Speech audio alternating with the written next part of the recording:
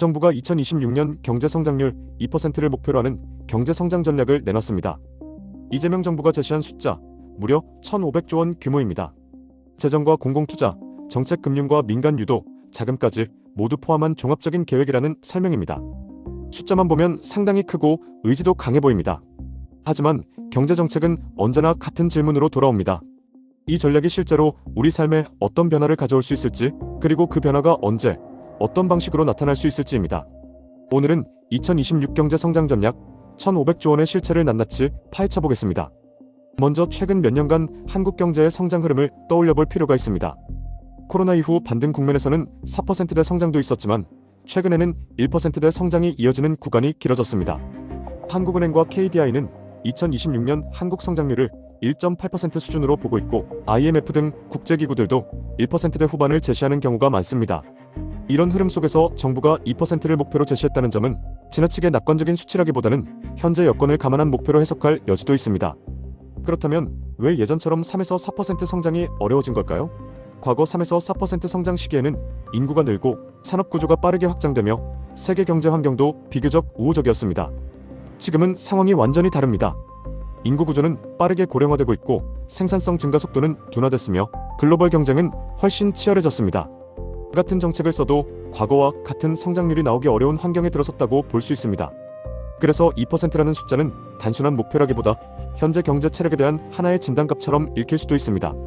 자, 그럼 이제 가장 중요한 부분입니다. 1,500조 원, 이 돈의 정체는 무엇일까요? 이 숫자를 그대로 받아들이기보다는 구성부터 나눠서 볼 필요가 있습니다. 첫 번째, 재정 지출입니다. 정부는 약 727조 9천억 원 규모의 예산을 편성하며 전년 대비 8% 이상 늘어난 확장적 재정 기조를 유지하겠다고 밝혔습니다.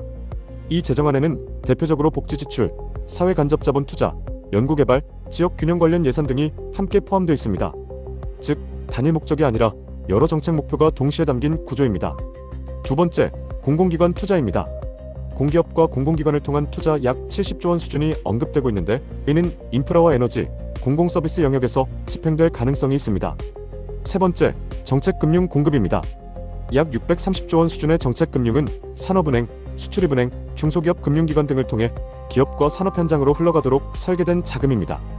여기서 중요한 포인트가 있습니다. 이 자금은 현금 지출이 아니라 대출과 보증, 투자 형태로 공급되는 경우가 많기 때문에 실제 효과는 기업의 투자 판단과 시장 상황에 따라 달라질 수 있습니다.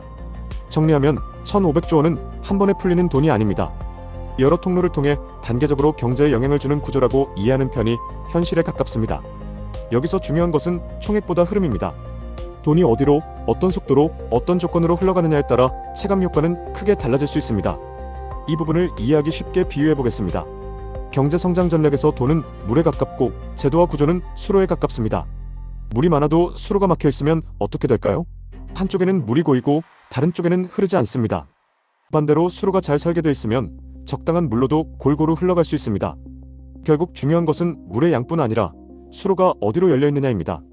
많은 분들이 가장 궁금해하는 부분입니다. 이렇게 큰 규모의 전략이 실제 생활에 어떤 변화를 가져올 수 있을까요? 이 질문에 대해 단정적으로 답하기는 어렵습니다. 체감은 정책 발표 시점이 아니라 실제 집행 이후에 나타나는 경우가 많기 때문입니다. 예를 들어 물가를 생각해 볼 수 있습니다. 재정이 확대되고 경기가 살아나는 과정에서는 물가 압력이 함께 나타날 수 있습니다. 전기요금이나 가스요금, 보험료 같은 항목은 한번 오르면 쉽게 내려가지 않는 특성이 있습니다. 전세나 월세 같은 주거비 역시 여러 정책이 동시에 작용하기 때문에 단일 정책으로 효과를 체감하기까지는 시간이 걸릴 수 있습니다. 그래서 정책 발표와 체감 사이에는 항상 시간차가 존재합니다. 재정 확대는 단기적으로는 경기 하방을 방어하는 역할을 할 수 있습니다. 민간이 위축된 상황에서는 정부가 마중물을 제공하는 것이 필요할 수 있습니다. 다만 재정은 한번 확대되면 줄이기 어렵다는 특성이 있습니다. 그래서 정부가 시장을 돕는 역할은 필요할 수 있지만 시장을 대신하는 구조로까지 이어질 경우에는 장기적으로 비용 부담이 커질 가능성도 함께 존재합니다. 이 비용은 결국 재정 지속성이나 향후 세대의 부담 문제로 연결될 수 있습니다. 이번 전략에서 또 하나 주목되는 부분은 산업 전략입니다. 정부는 반도체, 방산, K컬처, AI를 2026 경제 성장 전략의 핵심 성장 동력으로 제시했습니다. 먼저 반도체입니다. 글로벌 경쟁이 매우 치열한 산업입니다. 미국과 대만을 비롯한 주요 국가들이 대규모 투자와 정책 지원을 이어가고 있는 상황에서 국내 투자가 얼마나 속도감 있게 이어질 수 있을지가 관건입니다. 단순한 지원보다 인력과 기술, 공급망까지 함께 고려된 전략이 필요한 분야입니다. 두 번째, 방산 산업입니다. 최근 수출 확대와 함께 관심이 높아진 분야입니다. 국제 정세 변화와 함께 중동과 유럽을 중심으로 방산 수요가 늘어나는 흐름도 나타나고 있습니다. 다만 방산 역시 단기간에 성과가 나타나는 산업은 아니기 때문에 중장기적인 계약과 외교, 기술 경쟁력까지 함께 봐야 할 필요가 있습니다. 세 번째와 네 번째, K컬처와 AI 분야입니다. 비교적 성장 잠재력이 크다고 평가받는 영역입니다. 콘텐츠 산업과 인공지능 산업은 정책 자금과 민간 투자가 함께 움직일 경우 시너지가 날 수 있습니다. 다만 이 역시 제도와 규제, 인력 양성 같은 기반이 함께 마련되지 않으면 기대에 미치지 못할 가능성도 존재합니다. 투자자 입장에서 정책 테마는 항상 두 얼굴을 가지고 있습니다. 발표 직후에는 기대감으로 시장이 반응할 수 있지만 실행 속도가 느리거나 제도 변화가 뒤따르지 않으면 실망으로 돌아서는 경우도 적지 않습니다. 그래서 정책 방향보다 중요한 것은 구체적인 일정과 실행 여부입니다. 마지막으로 리스크와 출구 전략에 대해서도 짚어볼 필요가 있습니다. 재정과 금융이 함께 확장되는 정책은 어느 시점에서는 조정이 필요해질 가능성이 있습니다. 국가부채 비율과 재정 건전성에 대한 논의는 이 전략과 분리해서 볼 수 없는 요소입니다. 정부도 재정준칙 도입과 지출 구조 조정 논의를 병행하겠다고 언급한 만큼 앞으로 어떤 항목부터 손질할지 지켜볼 필요가 있습니다. 정리해보겠습니다. 이재명 정부의 2026 경제 성장 전략은 규모 면에서는 상당히 큰 계획입니다.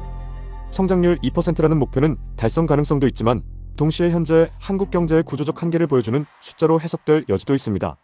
재정과 금융을 동시에 활용하는 전략은 단기적인 안정에는 도움이 될 수 있습니다. 다만 그 효과가 지속되기 위해서는 민간의 자생적인 회복으로 연결되는 구조가 함께 만들어질 필요가 있습니다.